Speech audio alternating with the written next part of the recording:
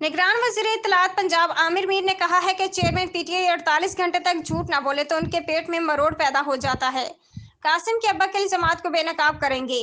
निगरान वज़ीर इत्तलात पंजाब आमिर मीर ने लाहौर में प्रेस कॉन्फ्रेंस करते हुए कहा है कि चेयरमैन पीटीआई 48 घंटे तक झूठ ना बोले तो उनके पेट में मरोड़ पैदा हो जाता है। उनके झूठ का मकसद पंजाब हुकूमत को बदनाम करना है, लेकिन हम कासिम के अब्बा के इल्जामात को बेनकाब करेंगे। आमिर मीर ने मजीद कहा कि उन्होंने झूठा इल्जाम लगाया था कि 9 मई को उनके 25 लोग जहां बाग हुए। हम कह रहे हैं उनका नाम बता दें, लेकिन वो आज तक कोई नाम नहीं बता सके। जो लोग मरे ही नहीं उनके नाम पर पैसे लिए गए।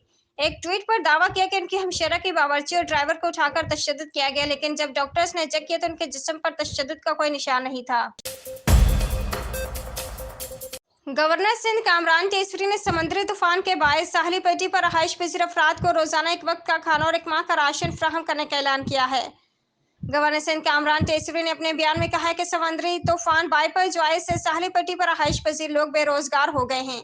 कल से रोजाना उन्हें एक वक्त का खाना फराहम किया जाएगा, जबकि तमाम माहीगीरों को एक माह का राशन पैकेट भी पहुंचाया जाएगा। गवर्नर सिंध ने कहा कि साहली पट्टी पर रहने वाले हर माहीगीर को एक माह का राशन उसके घर तक पहुंचाया जाएगा, और जहां रास्ता नहीं है वहां मैं खुद राशन लेकर जाऊंगा। कराची महकमा मौसमियात ने आज दोपहर और शाम में गरज चमक के साथ बारिश की पेशगोई कर दी।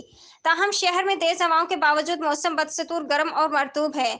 तफसीलात के मुताबिक समुद्री तूफान बिपरजोए के असरात कराची पर भी नजर आना शुरू हो गए। शहर में तेज हवाएं चलने लगी। ताहम तेज हवाओं के बावजूद मौसम बदस्तूर गर्म और मरतूब है। महकमा मौसमियात ने आज मौसम गर्म रहने के साथ दोपहर और शाम में गरज चमक के साथ बारिश का इम्कान जाहिर कर दिया है।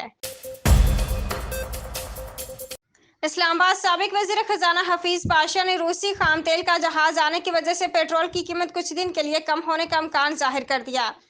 तफसीलात के मुताबिक साबिक वज़ीर खजाना हफीज पाशा ने ARV न्यूज़ के प्रोग्राम खबर विद मेहर बुखारी में गुफ्तगू करते हुए कहा कि पेट्रोल की कीमत कुछ दिन के लिए कम होने का इम्कान है।